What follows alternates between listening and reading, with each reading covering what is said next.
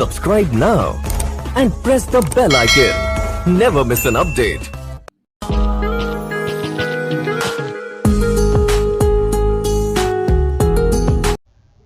Hello guys, welcome back. बहुत बहुत स्वागत है आप सभी का हमारे YouTube channel Gaurav Singh civil में। तो दोस्तों, आज हम सिविल इंजीनियरिंग का एक नया सब्जेक्ट सर्वे स्टार्ट करने जा रहे हैं। तो इसको स्टार्ट करने से पहले दोस्तों मैं आपको बता दूं कि हम सर्वे में क्या क्या पढ़ने वाले हैं और कैसे कैसे पढ़ने वाले हैं। ठीक है, तो आपको थंबनेल पर दिखाई दे रहा होगा सामने स्क्रीन पर कि मैं सर्वे की 500 क्वेश्चंस की एक सीरीज़ लेके आया हूँ, जिसमें हम टोटल सर्वे के 500 क्वेश्चंस करेंगे, जो कि जेई के एसएससी जेई हो, यूपी ट्रिपल एस जेई या फिर कोई भी अदर जेई एग्जाम हो, तो उनके प्रीवियस ईयर के एग्जाम में पूछे गए हैं क्वेश्चंस या फिर पूछे जा सकते हैं। तो पूरी 500 क्वेश्चंस की सीरीज स्टार्ट करेंगे, जिसमें कि मैं आपको चैप्टर वाइज स्टडी कराऊंगा। ठीक है, चैप्टर वाइज क्वेश्चंस होंगे। तो और हम आज सर्वे का सबसे पहला चैप्टर पढ़ेंगे, जिसका नाम है इंट्रोडक्शन। ठीक है, कुछ बुकों में इसका नाम फंडामेंटल ऑफ सर्वेइंग भी लिखा होता है। तो आज हम चैप्टर 1 स्टार्ट करेंगे, इंट्रोडक्शन।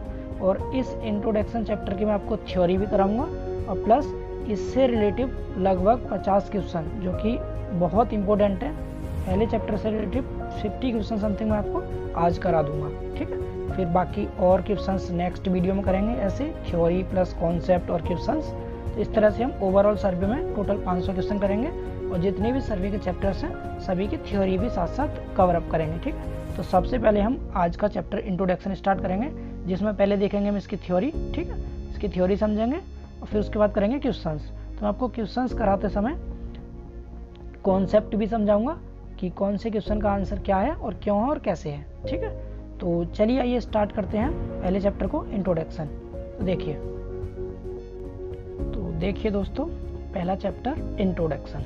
ठीक है, तो इसकी सबसे पहली हेडिंग है सर्वे। तो हम सबसे पहले सर्वे की डेफिनेशन देखेंगे कि सर्वे किसे कहते हैं और क्या होता है सर्वे। तो यहाँ मैं आपको जो भी कंटेंट दूंगा वो टोटल इंग्लिश में होगा, लेकिन जिन बच्चों को भी इंग्लिश में प्रॉब्लम होगी मैं उनको साथ साथ हिंदी भी बताने की कोशिश करूँगा। फिर भी दोस्तों, आप सभी टेक्निकल वर्ड्स को इंग्लिश में ही याद रखने की कोशिश कीजिएगा प्लीज़। ठीक है, तो देखिए सबसे पहले बात करते हैं सर्वे की। तो सर्वे किसे कहते हैं?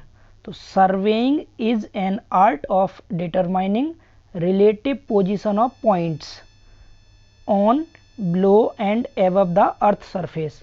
इसका मतलब हो गया कि अर्थ के सरफेस के ऊपर या नीचे बिंदुओं की सापेक्ष स्थिति यानी रिलेटिव पोजीशन डिटरमाइन करने को हम सर्वे कहते हैं। जैसे ये कोई अर्थ का सरफेस है सपोज, यहाँ से कोई भी पॉइंट ऊपर है, यहाँ पर कोई पॉइंट ऊपर है या कोई पॉइंट नीचे है, कहाँ पर स्थित है, उसकी लोकेशन क्या है, उसकी रिलेटिव पोजीशन को ज्ञात करना ही क्या कहलाता है? सर्वे कहलाता है। डेफिनेशन आसान है, समझ आ गई होगी। किसे कहते हैं सर्वे?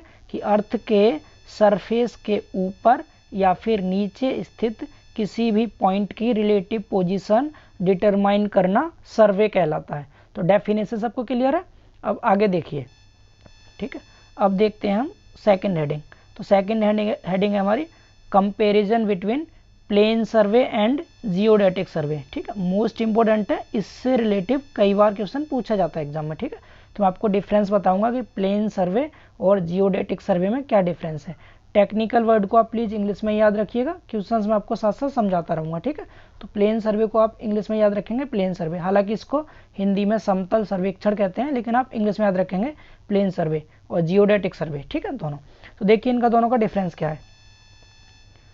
देखिए सबसे पहला पॉइंट है प्लेन सर्वे का कि curvature of earth is not considered, यानी प्लेन सर्वे में हम अर्थ के कर्वेचर को कंसीडर नहीं करते हैं। और जियोडेटिक सर्वे में curvature of earth is considered, यानी कि इसमें कंसीडर करते हैं और इसमें कंसीडर नहीं करते। समझ पा रहे हैं? प्लेन सर्वे किसे कहते हैं? जिसमें अर्थ के सरफेस को कंसीडर नहीं किया जाता, कर्वेचर ऑफ अर्थ को कंसीडर नहीं किया जाता है। और जियोडेटिक सर्वे किसे कहते हैं? जिसमें कर्वेचर ऑफ अर्थ को कंसीडर किया जाता है। ठीक है, जियोड मतलब एक कर्व, यानी कि जो अर्थ होती है हमारी उसका सरफेस कैसा होता है? जियोड होता है।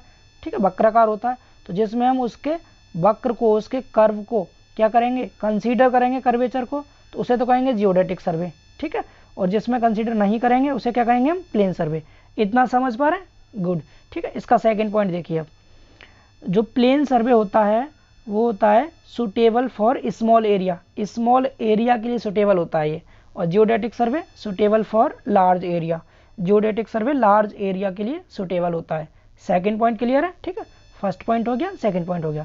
थर्ड पॉइंट देखिए, two plumbob lines will be parallel to each other in plane survey, यानी कि प्लेन सर्वे में दो प्लम्बाउव लाइन्स जो होती हैं वो आपस में कैसी होती हैं, पैरेलल होती हैं, ठीक है, प्लेन सर्वे में।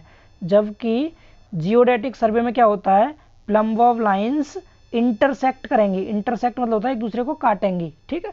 कहाँ पर, centre of the earth in geodetic survey. देखिए इस पॉइंट को मैं फिर से क्लियर करता हूँ आपको। जैसे ये कोई अर्थ का सरफेस है, ठीक है, थोड़ा इसको जूम कर लीजिए, यहाँ समझाता हूँ आपको। देखिए जैसे ये कोई अर्थ का सरफेस है, तो देखिए अगर हम क्या करेंगे, देखिए अगर हमने कोई स्मॉल एरिया कंसीडर कर रखा है, क्योंकि आपको पता है प्लेन सर्वे स्मॉल एरिया के लिए सुटेबल होता है, और जियोडेटिक क्या होगा, एक लार्ज एरिया ले लिया हमने, यहाँ से सपोज यहाँ तक ले लिया, ये लार्ज एरिया हो गया। तो जब हम स्मॉल एरिया पर कोई भी दो प्लम्बाउव लाइन डालते हैं, प्लम्बाउव जानते हैं दोस्तों सब, ठीक है, ये प्लम्बाउव हो गया, एक ये एक ये, तो दोनों प्लम्बाउव लाइन कैसी होंगी, आपस में पैरेलल होती हैं, समांतर होंगी। जबकि अगर हम जियोडेटिक सर्वे में देखें, जिसमें कि हमने लार्ज एरिया को कंसीडर कर रखा है, ये और ये, अगर हम इसको देखें और आगे बढ़ाते हैं, तो ये दोनों क्या करेंगे, एक दूसरे को इंटरसेक्ट करती हैं, ठीक है। और इंटरसेक्ट भी कहाँ पर करेंगे, centre of the earth surface, यानी अर्थ के सेंटर पर एक दूसरे को इंटरसेक्ट करेंगे, किसमें, जियोडेटिक सर्वे में। तो समझ पा रहे हैं थर्ड पॉइंट को, प्लेन सर्वे में दोनों कैसे होते हैं, पैरेलल होते हैं, और जियोडेटिक में क्या करेंगे, इंटरसेक्ट करते हैं अर्थ के सरफेस पर। ये तीसरा पॉइंट था। तो आई होप सो आपको ये तीनों पॉइंट क्लियर होंगे, ठीक है, प्लेन सर्वे और जियोडेटिक सर्वे के। अब देखिए यहाँ पर मैंने एक नोट पॉइंट लिख रखा है आपके सामने, थोड़ा जूम करता हूँ इसको, ये देखिए क्या है, प्लेन सर्वे में जो हम एरिया लेते हैं 195.5 किलोमीटर स्क्वायर से कम लेते हैं, और जियोडेटिक में क्या करते हैं, 195.5 किलोमीटर स्क्वायर से ज़्यादा लेते हैं। तो समझ पा रहे हैं, यानी कि 195.5 किलोमीटर स्क्वायर से अगर कम है एरिया, तो उसमें सुटेबल क्या रहेगा हमारा, प्लेन सर्वे, ठीक है। और अगर 195.5 किलोमीटर स्क्वायर से ज़्यादा एरिया है, तो उसमें हम जियोडेटिक सर्वे कहते हैं, ठीक है। अब देखिए कई बार क्या होता है, ये अभी यूपी SSC जेईई के एग्जाम में पूछा गया था, तो वहाँ पर 260 किलोमीटर स्क्वायर को सही कर रखा था। तो आपको ये भी याद रखना 260, अगर कहीं पर 195 ऑप्शन में ना हो, तो आप 260 किलोमीटर स्क्वायर भी करेक्ट कर सकते हैं आंसर, ठीक है। तो ये वाला डेटा भी याद रखेंगे साथ में आप, कि 195.5 ऑप्शन में ना होगा तो आप 260 दे रखा होगा ऑप्शन में, तो आपको वो टिक कर देना है। अगर 260 से कम होगा तो प्लेन सर्वे, इससे ज़्यादा होगा तो जियोडेटिक सर्वे, तो इसको भी आप याद रखेंगे साथ में। इतना समझ आ रहा है। तो ये हो गए आपके दो इम्पोर्टेंट टाइप सर्वे के, प्लेन सर्वे और जियोडेटिक सर्वे। अब देखिए दोस्तों कुछ और इंपॉर्टेंट टाइप्स देखते हैं सर्वे के, ठीक है, जिनसे रिलेटिव क्वेश्चंस पूछे जाएंगे। तो आपको परेशान नहीं होना है, फिलहाल आप सिर्फ समझते चलिए, क्योंकि इससे रिलेटिव पूरे 50 क्वेश्चंस लेके आया हूँ मैं आपके लिए, तो आपको वहाँ पे पूरा टोटल रिवीजन हो जाएगा, ठीक है। तो आप समझेंगे ध्यान से। तो देखिए अगला बात करते हैं हम किसकी, लैंड सर्वे की। लैंड सर्वे क्या होता है, तो इसकी सिंपल सी डेफिनेशन है, to know information on land, यानी लैंड के बारे में इंफॉर्मेशन जानना क्या कहलाता है, लैंड सर्वे कहलाता है, ठीक है। आगे देखिए टोपोग्राफिकल सर्वे। टोपोग्राफिकल सर्वे कैसे कहते हैं, तो इसकी डेफिनेशन क्या है, to know topography of area, यानी कि किसी भी एरिया का टोपोग्राफी जानना होता है टोपोग्राफिकल सर्वे। जैसे कि हमने किसी भी रिवर यानी नदी, कोई लेक्स यानी झील, या कोई वैली घाटी ले ली, तो इसका जब हम टोपोग्राफी चेक करेंगे, यानी कि इसको अगर हम ऊपर से देखें, इसका टोटल एरिया टोपोग्राफी देखें, तो उसको क्या बोलेंगे, टोपोग्राफिकल सर्वे बोलेंगे। याद रखेंगे आप, किसी भी रिवर, लेक्स या वैलीज का जो टोपोग्राफी एरिया के बारे में हम नॉलेज इकट्ठा करते हैं, उसको क्या कहते हैं, टोपोग्राफिकल सर्वे कहते हैं। इतना समझ आ रहा है। लैंड सर्वे मतलब लैंड के बारे में इंफॉर्मेशन लेनी है आपको, टोपोग्राफिकल सर्वे मतलब किसी भी रिवर, लेक्स या वैली के टोपोग्राफी की इंफॉर्मेशन लेंगे। इतना समझ आ रहा है। अगला देखिए कैडेस्ट्रल सर्वे। तो कैडेस्ट्रल सर्वे कैसे कहते हैं, तो कैडेस्ट्रल सर्वे में हम क्या करते हैं, प्रॉपर्टी लाइंस या बाउंड्री लाइंस के बारे में जानते हैं, ठीक है। तो to know property lines and boundary lines, ठीक है। जब हम प्रॉपर्टी लाइंस या बाउंड्री लाइंस के बारे में इंफॉर्मेशन ज्ञात करते हैं, तो उसे कहते हैं कैडेस्ट्रल सर्वे। एक एक वर्ड आप याद रखेंगे।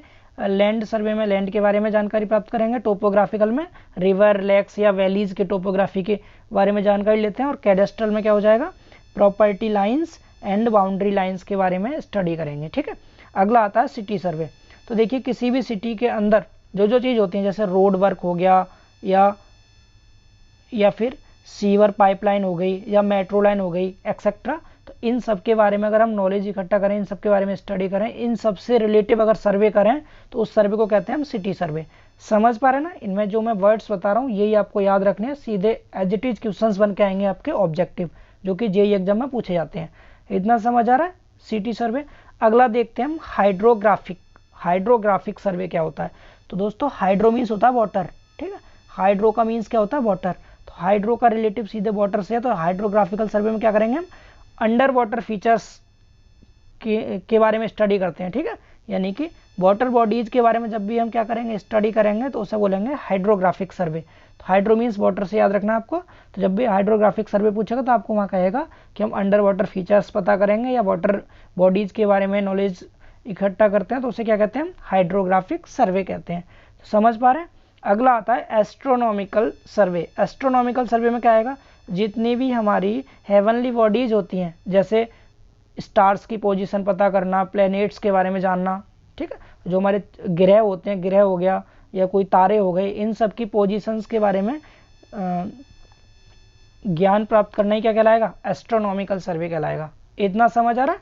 देखिए मैंने आपको यहाँ इंपॉर्टेंट कुछ सर्वे के टाइप बताए थे, कौन कौन से। पहला था लैंड सर्वे, समझ गए होंगे आप। टोपोग्राफिकल, टोपोग्राफी रिवर, लेक्स या वैली के बारे में। कैडेस्ट्रल मतलब बाउंड्री लाइन्स या प्रॉपर्टी लाइन्स, ठीक है। सिटी सर्वे में सिटी के अंदर जो भी चीज़ें आती हैं उन सब का सर्वे करेंगे। रोड वर्क, सीवर पाइपलाइन या मेट्रो लाइन, इनके लिए। हाइड्रो मतलब वाटर होता है, तो हाइड्रोग्राफिक सर्वे में क्या आएगा? Under water features. Astronomical, astronomical को आप याद रखेंगे किससे? एस्ट्रो, ठीक है। एस्ट्रोनॉमिकल में हम स्टार्स या प्लेनेट्स की पोजीशन पता करते हैं। इतना क्लियर है? गुड। अब आगे देखिए, ये अपने चैनल का नाम है दोस्तों। अगर आपको वीडियो पसंद आती है तो आप सबसे पहले चैनल को सब्सक्राइब कर लीजिए और वीडियो को लाइक भी जरूर करेंगे, ठीक है। इसके बाद आगे देखते हैं हम प्रिंसिपल। देखिए बहुत इंपॉर्टेंट है सर्वेइंग के प्रिंसिपल, ठीक है। तो नीचे करते हैं इसको। Principal of surveying. सर्वेइंग के कौन कौन से प्रिंसिपल होते हैं? तो दो प्रिंसिपल होते हैं सर्वेइंग के। एक होता है working from whole to part. Working from whole to part का मतलब क्या है? अगर आपके पास कोई बहुत बड़ा एरिया दे रखा है और आपको उसका सर्वे करना, तो आप क्या करेंगे? होल टू पार्ट का मतलब बड़े से छोटे की तरफ हम सर्वे वर्क करते हैं। मतलब इस बड़े से एरिया को छोटे छोटे ट्रायंगल्स की फॉर्म में कन्वर्ट कर लेंगे, ठीक है। ट्रायंगल्स की फॉर्म में कन्वर्ट करके फिर हम उनका एरिया आसानी से फाइंड आउट कर सकते हैं। तो इन सबको ऐड करके टोटल एरिया भी हम पता कर लेंगे, ठीक है। तो इसमें हम जो ट्रायंगल बनाते हैं वो ट्रायंगल दोस्तों वेल कंडीशन ट्रायंगल होते हैं, ठीक है। Well condition triangle. Well condition triangle किसे कहते हैं? वेल कंडीशन ट्रायंगल वो ट्रायंगल होते हैं जिनका जो एंगल है वो 30 डिग्री से तो कम नहीं होना चाहिए, ठीक है। 30 से तो ज़्यादा हो थीटा की वैल्यू, और 120 डिग्री से कम हो। समझ पा रहे हैं? 30 से ज़्यादा और 120 से कम, इन दोनों के बीच में अगर कोई भी एंगल लाई करता है तो उस ट्रायंगल को कहते हैं हम वेल कंडीशन ट्रायंगल, यानी कि सुआकार्य त्रिभुज। तो हम क्या करते हैं इसमें? पहला प्रिंसिपल क्या था हमारा?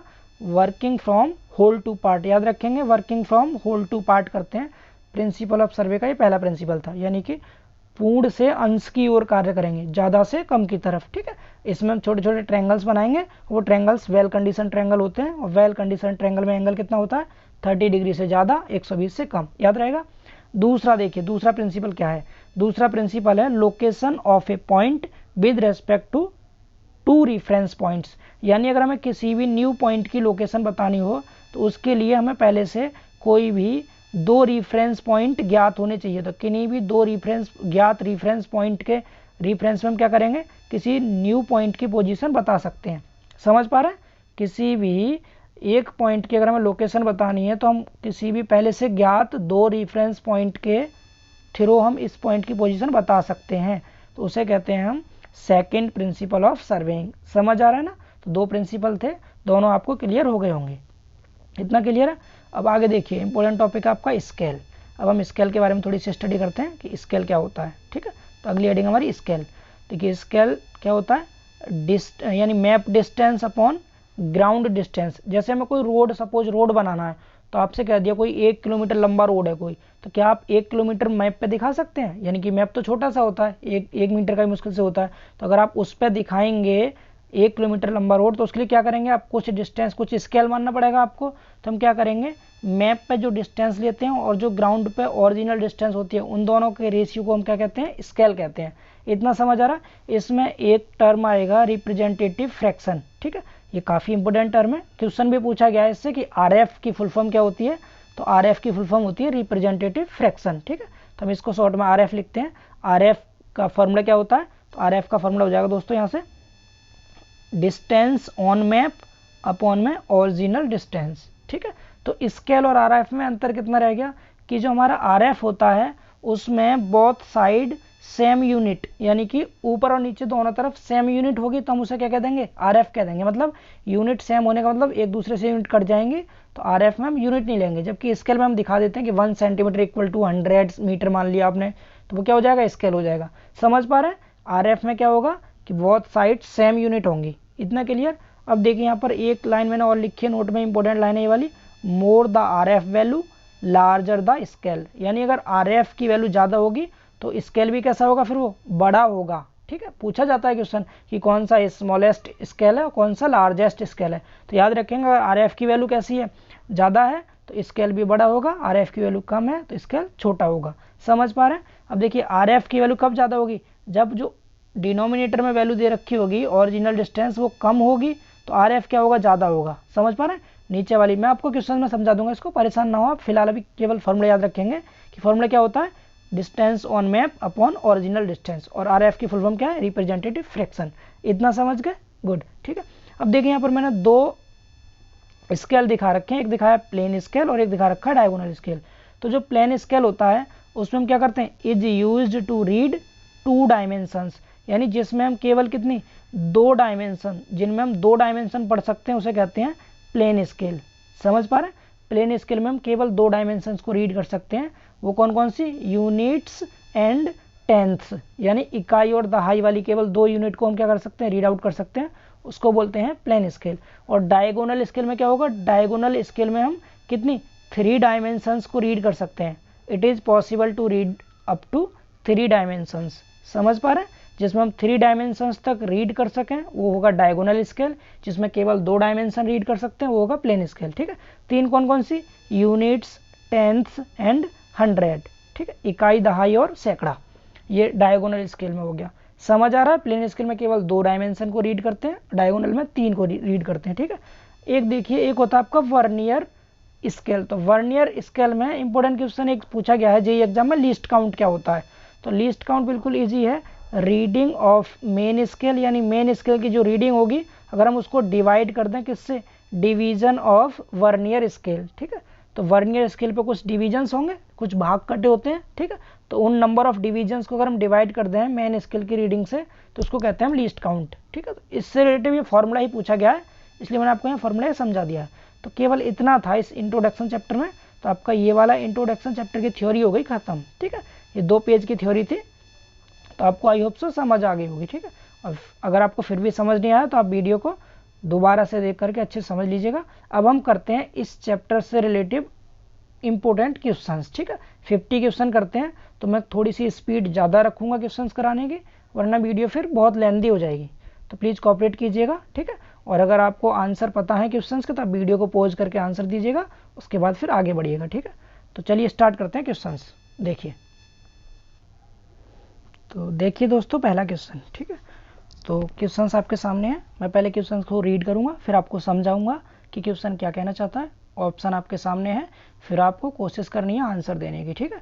आप खुद से वीडियो को पॉज करके आंसर देने की कोशिश कीजिएगा, उसके बाद फिर वीडियो स्टार्ट करके आप देखिएगा आपका आंसर सही है या गलत है, ठीक है। तो देखिए सबसे पहला क्वेश्चन हम पढ़ते हैं। पहला क्वेश्चन लिखा है, the head quarter of survey of India is located at, यानी कि सर्वे ऑफ इंडिया का हेड क्वार्टर कहाँ पर स्थित है ये बताना है आपको। तो सर्वे ऑफ इंडिया का हेड क्वार्टर कहाँ पर स्थित है, इसके 4 ऑप्शन दे रखे हैं, न्यू दिल्ली, मुंबई, मनाली, देहरादून, ठीक है। तो आपको बताना है दोस्तों कहाँ पर स्थित है। तो अगर आपको आंसर पता है तो आप आंसर दीजिएगा, वीडियो को पॉज करके फिर मैं आपको आंसर बताता हूँ। तो देखिए जो सर्वे ऑफ इंडिया का हेड क्वार्टर स्थित है दोस्तों वो है देहरादून में, ठीक है। तो देहरादून में सर्वे ऑफ इंडिया का हेड क्वार्टर स्थित है। तो आपका फर्स्ट क्वेश्चन का आंसर डी सही है, ठीक है। अगला क्वेश्चन देखिए, सेकंड क्वेश्चन में लिखा है, the measurement of longitudinal section survey is done on which basis, यानी कि जो लॉन्गिट्यूडनल सेक्शन सर्वे का मेजरमेंट किया जाता है वो किसके बेसिस पे किया जाता है। तो दोस्तों मैं आपको बता दूं लॉन्गिट्यूडनल मेजरमेंट होता क्या है। तो लॉन्गिट्यूडनल का मतलब है हम किसी भी लेंथ के अलोंग जो मेजरमेंट करते हैं, लंबाई की दिशा में जो हम मेजरमेंट करते हैं उसको कहते हैं लॉन्गिट्यूडनल मेजरमेंट। तो लॉन्गिट्यूडनल मेजरमेंट जो होता है दोस्तों वो कैसे होता है, वो लीनियर होता है। ठीक है, कैसे होता है, लीनियर मतलब रेखीय होगा, एक लाइन की फॉर्म में होता है। इतना समझ आ रहा है। तो सेकंड क्वेश्चन का ऑप्शन ए करेक्ट है। ठीक है, तो मैं आपको इनके आंसर बता दे रहा हूँ और क्वेश्चंस को रीड आउट कर देता हूँ ताकि वीडियो ज़्यादा लेंदी ना हो। आप समझते चलना प्लीज़ करके। ठीक है, और वीडियो पॉज करके आप क्वेश्चंस को रीड करके आंसर देने की कोशिश कीजिएगा। आगे देखिए अब third question, question number third है। ठीक है, थोड़ा छोटा कर देते हैं, 4 ऑप्शन आपको दिख जाएंगे। यस, ओके, तो देखिए, सॉरी, यस, तो थर्ड क्वेश्चन है which of the following is correct with regards to engineering survey.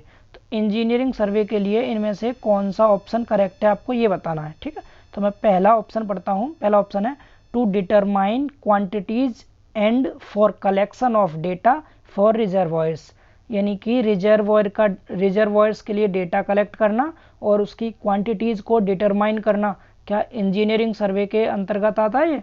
तो ये देखिए पहला जो ऑप्शन है ये वाला, ये भी सही है। अब सेकंड पढ़ते हैं, आप सेकंड ऑप्शन देखिए। ठीक है, सेकंड ऑप्शन क्या है, to locate boundaries of field and houses, यानी किसी भी घर या फिर किसी फील्ड की बाउंड्रीज को लोकेट करना, ये भी इंजीनियरिंग सर्वे के अंदर आता है। यस, तो सेकंड भी सही है। और थर्ड क्या है, टू ले out plots and water supply system and sewers, यानी कि जो हमारे वाटर सप्लाई सिस्टम होते हैं या सीवर्स होते हैं उन सब या प्लॉट्स हैं उन सब के लेआउट बनाना भी क्या है, ये भी एक इंजीनियरिंग सर्वे का ही पार्ट है। ठीक है, तो इसके तीनों ऑप्शन सही है। इसका मतलब इसका ऑप्शन डी करेक्ट है, ऑल ऑफ द एबव। तो थर्ड क्वेश्चन का option D is the correct answer. तो आई होप सो आपको ये समझ आ गया होगा। ठीक है, अब देखिए चौथा क्वेश्चन, क्वेश्चन नंबर 4 देखते हैं। चौथा क्वेश्चन क्या है, देखिए चौथा क्वेश्चन है the difference between the sum of angle of a spherical triangle on the earth surface and the angles of the corresponding plane triangles of every 195.5 kilometre square of area is only. ठीक है, देखिए इसकी हिंदी क्या है मैं समझाता हूँ आपको। कोई भी एक क्या है, एक तो स्पेरिकल ट्रायंगल है। स्पेरिकल ट्रायंगल किसे कहते हैं दोस्तों, जो अर्थ के सरफेस पर खींचा गया ट्रायंगल। ठीक है, थोड़ा कर्व की फॉर्म में होता है वो ट्रायंगल, तो जैसे इस तरह का। ठीक है, तो ये क्या होता है, जो अर्थ के सरफेस पर ट्रायंगल खींचा जाता है उसे कहते हैं हम स्फेरिकल ट्रायंगल। और एक है प्लेन ट्रायंगल। ठीक है, तो ये बोल रहा है कि स्फेरिकल ट्रायंगल के जो एंगल्स का सम है और प्लेन ट्रायंगल के एंगल्स के सम के बीच में जो डिफरेंस होता है एवरी 195.5 किलोमीटर स्क्वायर एरिया के लिए वो कितना होता है। तो दोस्तों आपको याद रखना है ये होता है 1 सेकेंड। ठीक है, 1 सेकेंड होता है केवल, यानी ये आता है जियोडेटिक सर्वे के अंतर्गत, जियोडेटिक सर्वे में, और ये आता है प्लेन सर्वे के अंतर्गत। तो इन दोनों में जो डिफरेंस होता है केवल 1 सेकेंड का डिफरेंस होता है हर एक 195.5 किलोमीटर स्क्वायर एरिया के लिए। समझ आ रहा है। तो फोर्थ क्वेश्चन का option A is the correct answer. ठीक है, क्वेश्चन नंबर 5 देखते हैं, क्वेश्चन नंबर 5। ठीक है, इसको थोड़ा ध्यान से देखिएगा, डायग्राम की फॉर्म में। तो पहले मैं आपको क्वेश्चन समझा देता हूँ, फिर हम इसके ऑप्शन देख लेंगे। ठीक है, तो देखिए इसमें क्या 2 लिस्ट दे रखी हैं, 2 मैचिंग लिस्ट हैं। थोड़ा छोटा कर लेते हैं। यस, ठीक है, ये 2। तो बोला है match list first with list second and select a suitable answer by using the codes given below the list. ठीक है, तो देखिए इधर लिस्ट 1 दे रखी है, इधर लिस्ट 2 दे रखी है। तो लिस्ट 1 में जो पहला वाला ए है हमारा, इस ए में एक ट्रायंगल दिखा रखा है और इस ट्रायंगल की तीनों साइड कैसी है, इक्वल है। मैं थोड़ा जूम करता हूँ, देखिए इस ट्रायंगल की तीनों साइड दे रखी है इक्वल। तो जब इक्वल ट्रायंगल की तीनों साइड अगर इक्वल हो तो उसके प्रत्येक एंगल होते हैं 60 डिग्री। मैंने अभी आपको पीछे बताया था वेल कंडीशन ट्रायंगल। ठीक है, क्या होता है, ऐसा ट्रायंगल जिसमें उसके एंगल क्या होंगे, 30 डिग्री से कम ना हो और 120 से ज़्यादा ना हो, तो उसे वेल कंडीशन ट्रायंगल कहते हैं। तो जो वेल कंडीशन ट्रायंगल का हम यूज करते हैं दोस्तों, वो करते हैं चेन सर्वे में। ठीक है, किस में करते हैं, चेन सर्वे में। तो यानी कि जो ए वाला है ए, ये ए मिलेगा किससे, थर्ड वाले से, चेन सर्वे से। इतना समझ आ रहा है। अगला देखिए, ये है 90 डिग्री एंगल। हालांकि ये क्वेश्चन आगे चेन सर्वे का आ गया यहाँ पर, लेकिन फिर भी मैं आपको यहाँ समझा देता हूँ। ठीक है, अब देखिए बी वाला, बी किससे मिल रहा है, बी में क्या कर रखा है, एक 90 डिग्री पे एक लाइन खींच रखी है। तो 90 डिग्री पर दोस्तों ऑफसेट डाले जाते हैं। ठीक है, क्या डालते हैं 90 डिग्री पर ऑफसेट डालते हैं। तो इसका मतलब इसका बी वाले का मिल जाएगा 4th से, समझ पा रहे हैं। ए का मिल गया 3 से, बी मिल गया 4 से। ठीक है, जरा ऑप्शन देख लेते हैं, अगर आपका ऑप्शन यहीं से मिल गया हो तो ए तो मिल रहा है 4 से, तो ए 4 से किसमें, एक ही ऑप्शन है इसमें जिसमें ए 4 से मिला रखा है। ठीक है, तो देखिए यानी कि चेन सर्वे, सॉरी ए का 3 से मिलना था, ए का 3 से, तो दो ऑप्शन थे सी और डी। ठीक है, और बी का मिल रहा है 4 से, तो ऑप्शन सी करेक्ट है इसका, समझ पा रहे हैं। ठीक है, तो ऑप्शन सी करेक्ट है, आप देख लीजिएगा, यानी ए का तो तीसरा है, बी का चौथा है, सी का दूसरा और डी का पहला।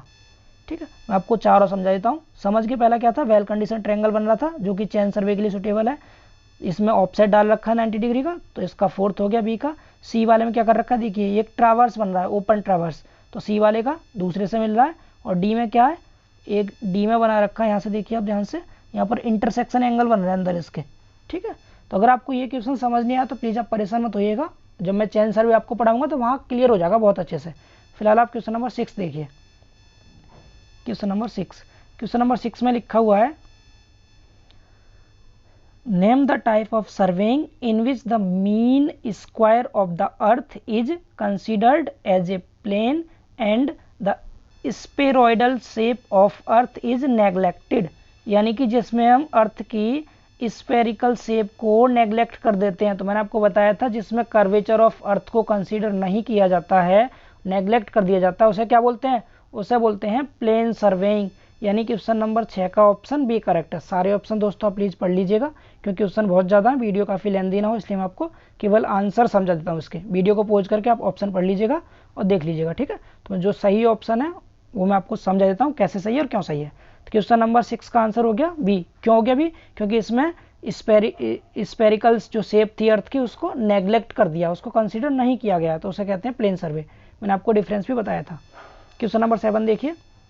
क्वेश्चन नंबर 7 क्या है, in order to determine the natural features such as valleys, rivers, lakes etcetera the surveying preferred is. मैंने बताया भी था, जो वैलीज, रिवर्स और लेक्स होती हैं उन सबके नेचुरल फीचर्स को डिटरमाइन करना क्या कहलाता है। तो आपको पता है क्या कहलाएगा इसमें, सिटी सर्वेइंग नहीं, लोकेशन सर्वेइंग ये भी नहीं, कैडेस्ट्रल ये भी नहीं, टोपोग्राफिकल सर्वे। यानी हम जो हमारी रिवर्स, लेक्स और वैलीज होती हैं उन सबके टोपोग्राफी के बारे में क्या कर रहे हैं, नेचुरल फीचर्स को डिटरमाइन कर रहे हैं, तो उसे कहेंगे हम टोपोग्राफिकल सर्वे। क्वेश्चन नंबर 7 का ऑप्शन डी करेक्ट हो जाएगा। समझ आ रहा है, गुड। अगला क्वेश्चन देखिए, क्वेश्चन नंबर 8।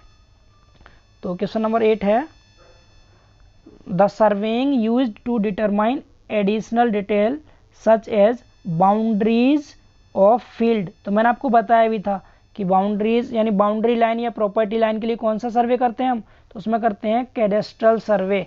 समझ पा रहे हैं, तो कैडेस्ट्रल सर्वेइंग हो जाएगा बाउंड्रीज ऑफ द फील्ड के लिए। तो मैंने आपको बताया था, एक एक वर्ड आपको याद रखना था। ठीक है, प्रॉपर्टी लाइन या बाउंड्री लाइन अगर कहीं लिखा दिखाई दे तो उसका आंसर होगा कैडेस्ट्रल सर्वेइंग होगा। 8वें का ऑप्शन सी करेक्ट है। ठीक है, अगला देखिए क्वेश्चन नंबर 9। क्वेश्चन नंबर 9 में क्या है, geodetic survey is different from plane surveying because of. मैंने आपको 3 डिफरेंस बताए थे, किस किस में, जियोडेटिक सर्वे में और प्लेन सर्वे में 3 डिफरेंस बताए थे। तो देखिए इनमें से कौन सा डिफरेंस मैच करता है, तो सबसे पहला ही मैच कर रहा है। देखिए क्या लिखा है इसमें, the curvature of earth. Yes, geodetic survey में हम क्या करते हैं, कर्वेचर ऑफ अर्थ को कंसीडर करते हैं, प्लेन सर्वे में नहीं करते हैं। तो पहला ही ऑप्शन करेक्ट मिल गया। दूसरे ऑप्शन में क्या बोला, दूसरा तीसरा कोई सा सही नहीं है, केवल पहला सही है, कर्वेचर ऑफ अर्थ। इसकी वजह से जियोडेटिक सर्वे क्या डिफरेंट होता है प्लेन सर्वे से। समझ पा रहे हैं, 9th क्वेश्चन का ऑप्शन ए करेक्ट है। ठीक है, आगे देखिए अब क्वेश्चन नंबर 10। क्वेश्चन नंबर 10 में लिखा है, which of the following survey is required in observation of stars. मैंने आपको बताया भी था, position of stars and planets, यानी किसी भी स्टार की या प्लेनेट की पोजीशन ज्ञात करना कौन सा सर्वे था, वो था एस्ट्रोनॉमिकल सर्वे। ठीक है, बताया था मैंने, एस्ट्रोनॉमिकल सर्वे में क्या आएगा, ऑब्जर्वेशंस ऑफ स्टार्स, स्टार्स का ऑब्जर्वेशन करना। ठीक है, तो एस्ट्रोनॉमिकल सर्वे, तो 10th का ऑप्शन ए करेक्ट आंसर है। आगे देखिए क्वेश्चन नंबर 11। क्वेश्चन नंबर 11 में क्या लिखा है, यस देखिए, विच of the following survey is employed for collecting sufficient data in connections with sewage disposal and water supply work. ठीक है, तो जब भी हमें सीवेज डिस्पोजल या वाटर सप्लाई वर्क के बारे में अगर डेटा कलेक्ट करना होता है तो उसमें हम कौन सी सर्वेइंग करते हैं, तो उसमें करते हैं हम cross sectioning and profile levelling. ठीक है, तो यानी कि क्वेश्चन नंबर 11 का ऑप्शन डी करेक्ट है। समझ पा रहे हैं? अगला क्वेश्चन देखिए। ठीक है, थोड़ी स्पीड और इंक्रीज करते हैं, अब देखते रहिए क्वेश्चंस को, समझ आ जाएंगे। अगला क्वेश्चन है, देखिए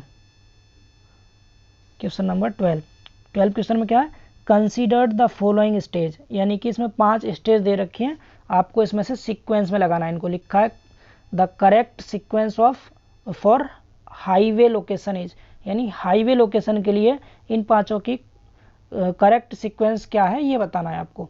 तो सबसे पहले लिखा है रिकोनेसेंस, ठीक है। दूसरा लिखा है प्रीलिमिनरी सर्वे, तीसरा लिखा है डिटेल्ड सर्वे, चौथा लिखा है मैप स्टडी और पांचवा है फाइनल लोकेशन। ठीक है, तो आपको ये बताना है सीक्वेंस में कौन कौन सा पहले आएगा कौन सा बाद में। तो देखिए, आपको किसी भी हाईवे लोकेशन को, अगर किसी हाईवे लोकेशन के लिए सर्वे करना है तो सबसे पहले क्या करेंगे आप, सबसे पहले मैप की स्टडी करेंगे। सबसे पहला काम करेंगे आप मैप की स्टडी।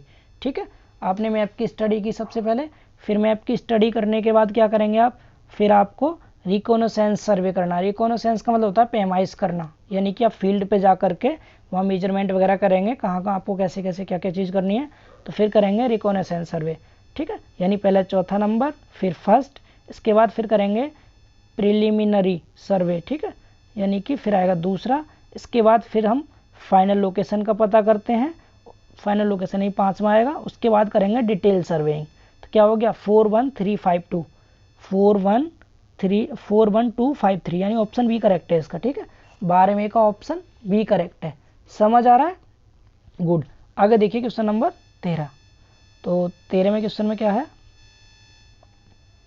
क्वेश्चन नंबर 13 में लिखा है कंसीडर्ड द फॉलोइंग सर्वे। इसमें 4 दे रखे हैं और ये पूछा किसके लिए, इसमें पूछा correct sequence before the alignment of A track is finalised, यानी किसी भी ट्रैक के अलाइनमेंट से पहले अगर हम सर्वे करें तो उसमें 4 चीज़ दे रखी है, इनको सीक्वेंस में आपको लगाना है। ठीक है, अलाइनमेंट का मतलब होता है दोस्तों कि किसी भी, सपोज आपको क्या करना, यानी कि उसका संरेखण करना है। संरेखण का मतलब क्या हो गया कि आपको उसकी सीधाई करनी है। जैसे आपको कोई ट्रैक बनाना तो उसको सीधा बनाएंगे हम, तो उसके लिए अलाइनमेंट करेंगे।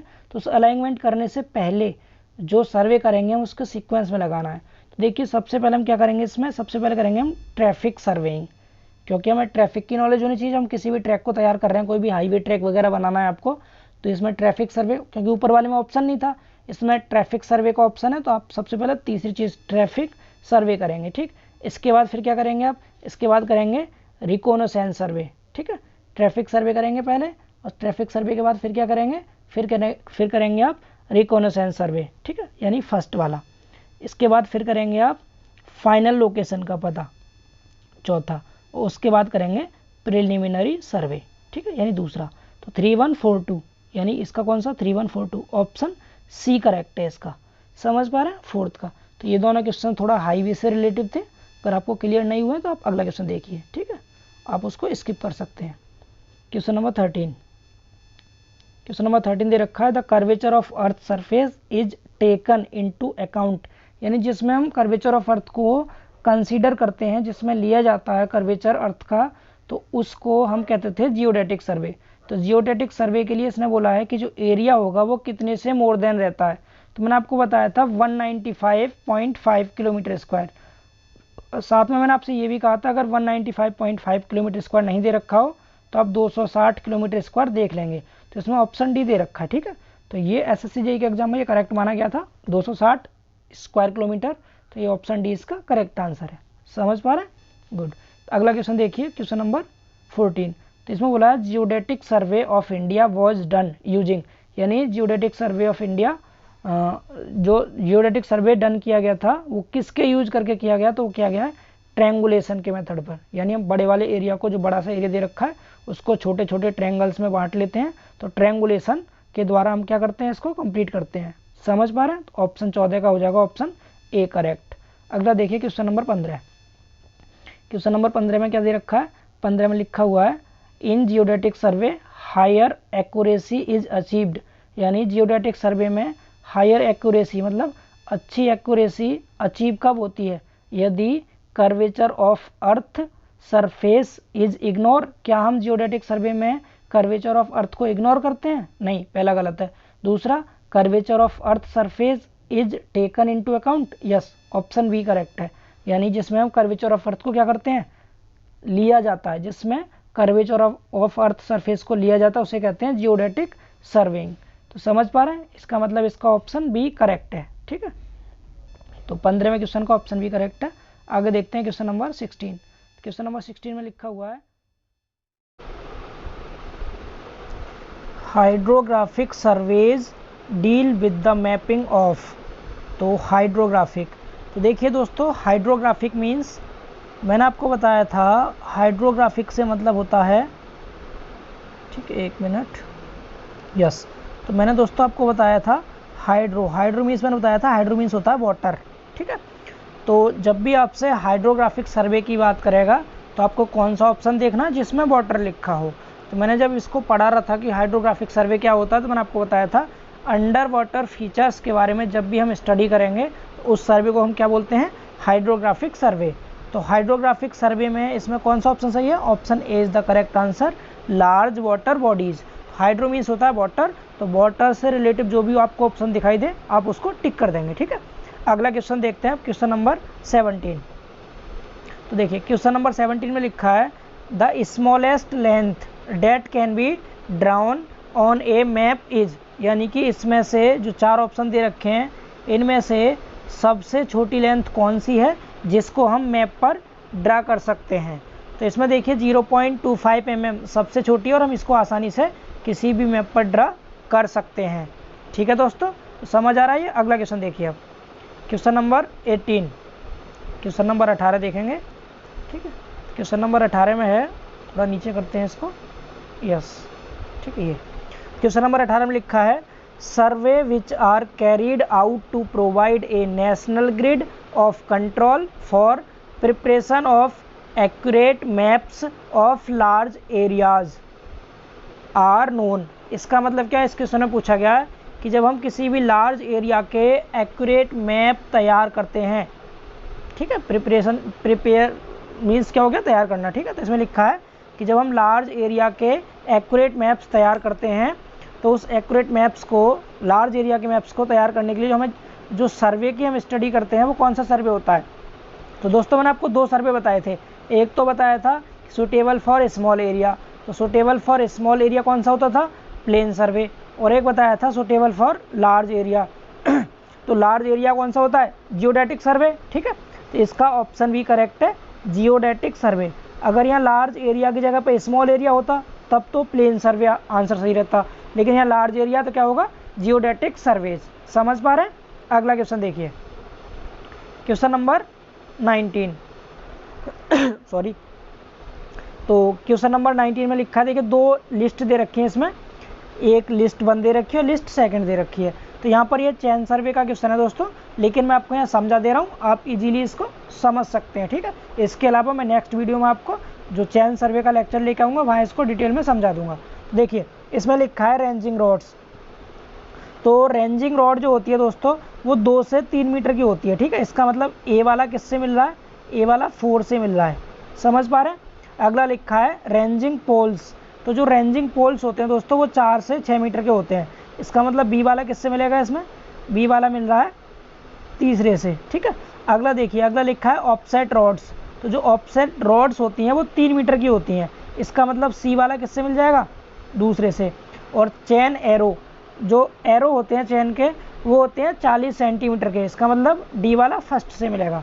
समझ पा रहे हैं। तो इनकी डायमेंशन लिखी हुई है, ये रेंजिंग रॉड की कितनी होती है, 2 से 3 मीटर, रेंजिंग पोल्स की 4 से 6 मीटर, और ऑफसेट रॉड्स की 3 मीटर, और चेन एरोज की 40 सेंटीमीटर। तो इसके अकॉर्डिंग ऑप्शन कौन सा सही है, इसका ऑप्शन ए करेक्ट है। यानी ए का चौथे से मिल रहा है, बी का तीसरे से, सी का दूसरे से और डी का पहले से। समझ आ रहा है। तो आसान क्वेश्चन था, आई होप सो क्लियर हो गया होगा। अगला क्वेश्चन देखते हैं। ठीक है, देखिए आगे लिखा है the working from whole to part is done in surveying in order to ensure that. दोस्तों मैंने आपको सर्वे के 2 प्रिंसिपल बताए थे। ठीक है, जिनमें पहला प्रिंसिपल था working from whole to part. ठीक है, तो वर्किंग यहाँ लिखा है कि working from whole to part जो हम करते हैं सर्वे में वर्क, वो क्यों करते हैं, ठीक है, उसका क्या रीज़न है। तो दोस्तों देखिए, अगर कोई बड़ा सा एरिया हो, हम इस बड़े एरिया को, होल एरिया को छोटे छोटे पार्ट्स में बांट करके जब सर्वे वर्क करते हैं तो इसीलिए करते हैं ताकि जो इसमें एरर होंगी हमारे सर्वे वर्क में वो कम से कम एरर हो, ठीक है, यानी कि नंबर ऑफ एरर्स कैसी हो, मिनिमम हो। तो इसका ऑप्शन भी करेक्ट है, number of errors is minimum. समझ आ रहा है, आसान है। जब भी आपसे कहेगा कि working from whole to part करते हैं हम, जो कि फर्स्ट प्रिंसिपल होता है सर्वे का, इसको क्यों करते हैं, ताकि नंबर ऑफ एरर्स कैसा हो, मिनिमम हो। समझ आ गया। अगला क्वेश्चन देखिए, ठीक है, थोड़ा सा फास्ट चलते हैं क्योंकि पूरे 50 क्वेश्चन करने हैं और वीडियो काफ़ी लेंदी हो जाएगी फिर। देखिए अगला है, the principle of working from whole to part is used in surveying because, फिर से सेम क्वेश्चन रिपीट हो गया, बस लैंग्वेज चेंज है। इसमें बोला है the principle of working from whole to part, जो पहला प्रिंसिपल था कौन सा, working from whole to part, इसको हम यूज करते हैं सर्वे में। क्योंकि क्या बताया था मैंने, जब भी एरर हमें क्या करनी हो, एरर प्रिवेंट करनी हो, यानी एरर को रोकना हो, एरर से सुरक्षा पानी हो, तो क्या करेंगे हम, working from whole to part करते हैं। तो कौन सा ऑप्शन सही है, option C, accumulation of errors is prevented. Accumulation means होता है संचयी, जो भी हमारी एरर्स संचयी होती हैं उन सबको प्रिवेंट करता है, ये रोक सकता है, ठीक है, इसीलिए हम क्या करते हैं, working from whole to part करते हैं। समझ आ रहा है। तो वहाँ लिखा था एरर इज मिनिमम, यहाँ लिखा है एरर इज प्रिवेंटेड, दोनों सही हैं। समझ आ गया। अगला क्वेश्चन देखिए, क्वेश्चन नंबर 22, इसमें लिखा है the main principle of surveying is to work. अब ये प्रिंसिपल पूछ लिया यहाँ, तो प्रिंसिपल बहुत आसान है इसका, सब बता सकते हैं, यानी कि सर्वे के प्रिंसिपल हम क्या करते हैं, work from whole to part, option B, ठीक है, होल टू पार्ट। दोस्तों ध्यान से याद करना है इसको, होल टू पार्ट है, इसमें एक ऑप्शन पार्ट टू होल भी दे रखा है, लेकिन इसका बी ऑप्शन करेक्ट है, from whole to the part. समझ आ रहा है, ऑप्शन बी करेक्ट है इसका। अगला क्वेश्चन देखिए, क्वेश्चन नंबर 23, इसमें लिखा हुआ है systematic errors are those errors, यानी कि सिस्टमेटिक एरर्स वे एरर्स होती हैं, कौन सी एरर्स होती हैं सिस्टमेटिक एरर्स। तो इसमें ऑप्शन ए दे रखा है which can not be recognised, यानी कि जिन एरर्स को माना ही नहीं जाता, जिनको स्वीकार ही नहीं किया जाता। देखिए सिस्टमेटिक एरर को स्वीकार किया जाता है, ये होती हैं, ठीक है, तो पहला ऑप्शन तो गलत है। अगला कह रहा है हुज कैरेक्टर इज अंडरस्टूड, यानी जिसका कैरेक्टर कैसा हो, अंडरस्टूड हो, तो ये भी सही नहीं है। ऑप्शन सी देखिए, option C, whose effects are cumulative and can be eliminated, यानी कि जिसका प्रभाव कैसा हो, कॉम्युलेटिव हो। कॉम्युलेटिव मीन्स होता है संचयी हो, ठीक है, मिलनसार हो, जिसका प्रभाव मिलनसार हो, लेकिन हम इसको क्या कर सकते हैं, एलिमिनेट कर सकते हैं। एलिमिनेट मीन्स होता है इसको हम ख़त्म कर सकते हैं। समझ पा रहे हैं, यानी वे एरर जिनका इफेक्ट कॉम्युलेटिव हो और इनको एलिमिनेट किया जा सके, उन्हें कहते हैं सिस्टमेटिक एरर। तो इसके अकॉर्डिंग कौन सा ऑप्शन सही है इसका, option C is the correct answer of this question. समझ आ रहा है। अगला क्वेश्चन देखिए, ठीक है, क्वेश्चन नंबर 24, इसमें लिखा है the error due to bad ranging is, यानी कि बैड रेंजिंग के कारण जो एरर होती है वो कौन सी होती है। तो दोस्तों मैं आपको नेक्स्ट चैप्टर में आपको समझा दूंगा कि रेंजिंग के कारण जो एरर होती है कैसी कैसी होती है। फिलहाल आप इसका ऑप्शन याद रखेंगे कि बैड रेंजिंग के कारण जो एरर होती है वो होती है कॉम्युलेटिव और पॉजिटिव। समझ पा रहे हैं, बैड रेंजिंग यानी खराब रेंजिंग के कारण जो एरर आती है, जो त्रुटि आती है, वो कौन सी होती है, कॉम्युलेटिव होती है और पॉजिटिव होती है। कॉम्युलेटिव मीन्स संचयी त्रुटि होती है और धनात्मक होती है।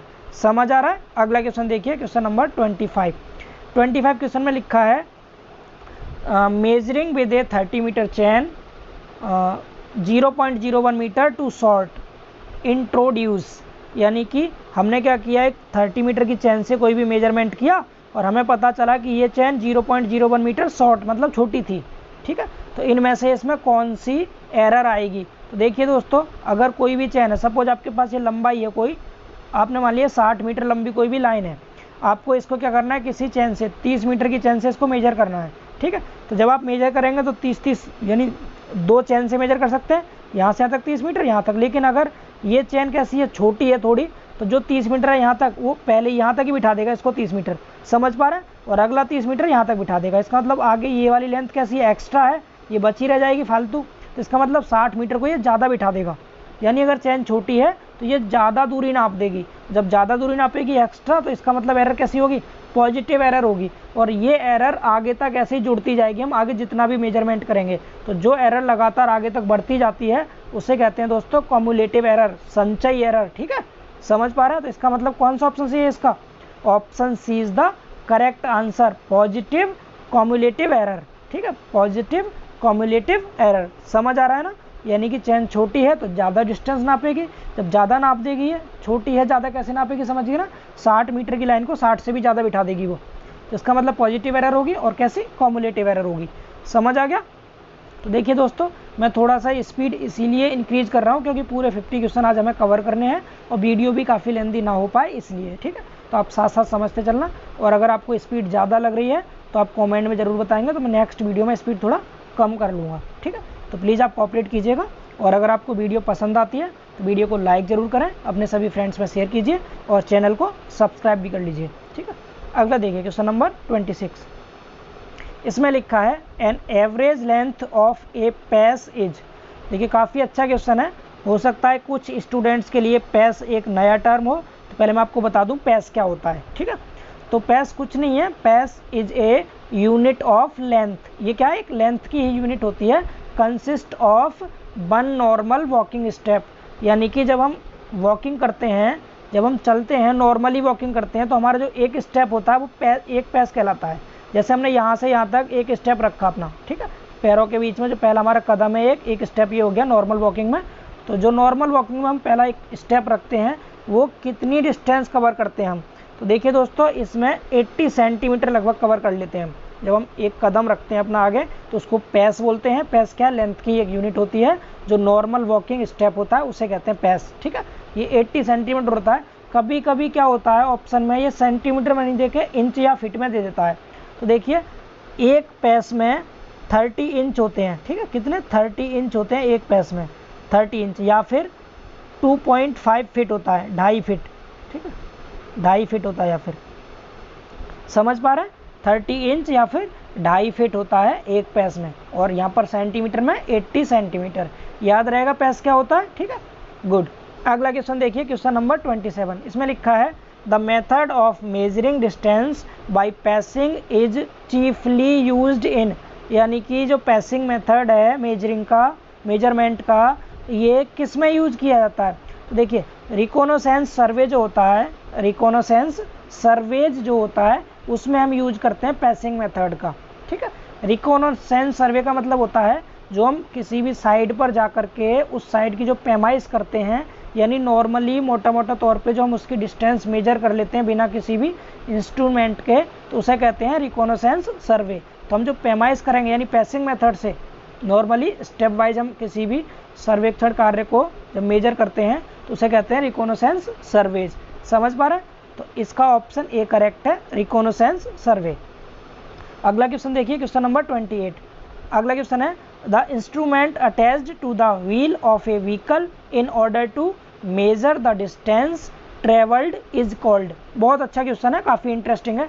इसमें बोला गया है द इंस्ट्रूमेंट, यानी एक ऐसा इंस्ट्रूमेंट जो अटैच होता है किसके साथ? To the wheel of a vehicle. Vehicle means होता है वाहन, किसी भी वाहन के पहिए के साथ जो इंस्ट्रूमेंट अटैच होता है और जो क्या करता है, जो ट्रेवल्ड डिस्टेंस को मेजर करता है, जो हमारे द्वारा यात्रा की जाती है। सपोज हम किसी भी वाहन में क्या कर रहे हैं, यात्रा कर रहे हैं, तो उसमें उसके पहिए में जो एक इंस्ट्रूमेंट अटैच होता है जो हमारी ट्रेवल्ड डिस्टेंस को मेजर करता है, उसको क्या कहते हैं? समझ पा रहे हैं क्वेश्चन? तो आपके पास 4 ऑप्शन है, तो इसको दोस्तों कहते हैं ओडोमीटर। ठीक है, देखिए दोस्तों, अगर आपको किसी भी क्वेश्चन का आंसर पता है तो प्लीज़ क्वेश्चन पढ़ने के बाद आप वीडियो को पॉज करके आंसर बता सकते हैं, फिर वीडियो चालू करके चेक भी कर सकते हैं आपका आंसर सही है या गलत है। ठीक है, क्योंकि टाइमिंग मेरे पास बहुत कम है इसलिए मैं क्या कर रहा हूँ, आपको डायरेक्ट आंसर बता रहा हूँ, बट आप वीडियो पॉज करके सारे ऑप्शन भी पढ़ सकते हैं। क्लियर? आगे देखिए अगला question, question number 29। Great accuracy in linear measurements is obtained by. यानी कि जब हम लीनियर मेजरमेंट करते हैं, तो उसमें ग्रेट एक्यूरेसी जो आती है वो इन चारों में से किसके द्वारा आएगी? यानी हम कोई भी लाइन, अगर ऐसा कोई लाइन है, ये कोई लीनियर मेजरमेंट कर रहे हैं हम इसका, तो हम किसके द्वारा लीनियर मेजरमेंट करें कि हमें अच्छी एक्यूरेसी मिले? एक्यूरेसी मतलब होता है शुद्धता ज़्यादा मिले। ठीक है, मेजरमेंट करने में, तो ये होता है डायरेक्ट टेपिंग। समझ पा रहे हैं? टेप द्वारा अगर हम किसी भी डिस्टेंस को टेप से नापेंगे तो उसमें कम से कम एरर होती है, वो ज़्यादा एक्यूरेट वैल्यू मिलती है। समझ आ गया? अगला क्वेश्चन देखिए, क्वेश्चन नंबर 30। इसमें लिखा है a plane scale is used to. देखिए प्लेन स्केल के बारे में पूछा है। मैंने आपको 2 स्केल बताए थे, एक तो बताया था प्लेन स्केल, एक बताया था डायगोनल स्केल। तो मैंने कहा था कि जो प्लेन स्केल होता है वो कितनी 2 यूनिट को रीड कर सकता है और डायगोनल स्केल 3 यूनिट को रीड करता है। तो यहाँ पर यही क्वेश्चन दोनों पूछे गए हैं, 30 और 31। 30 में पूछा प्लेन स्केल, तो प्लेन स्केल में कहा है कि a plane scale is used to read, तो कितना 2 डायमेंशंस। समझ आ रहा है? और इसके बाद 31 क्वेश्चन है, on a diagonal scale it is possible to read up to, यानी कि एक डायगोनल स्केल पर हम कितना डायमेंशन तक क्या कर सकते हैं, रीड कर सकते हैं। तो कितना बताया मैंने अभी, 3 डायमेंशंस, यानी 3 डायमेंशन हम इसमें मेजर कर सकते हैं। ऑप्शन सी करेक्ट है इस क्वेश्चन का। ठीक है, अगला क्वेश्चन देखिए, क्वेश्चन नंबर 32। इसमें लिखा है इन ए डायगोनल स्केल ओनली। अब ये भी बताया था डायगोनल स्केल में कितनी डायमेंशन हम रीड कर सकते हैं, 3 डायमेंशन। तो इसमें कौन कौन सी 3 हो जाएंगी, यानी ऑप्शन सी करेक्ट है इसका, यूनिट्स, टेंस, हंड्रेड्स, यानी कि इकाई, दहाई और सैकड़ा, 3 यूनिट को हम शो कर सकते हैं। ठीक है, किसमें, डायगोनल स्केल में। ऑप्शन सी इसका करेक्ट आंसर है। अगला क्वेश्चन देखेंगे, क्वेश्चन नंबर 33।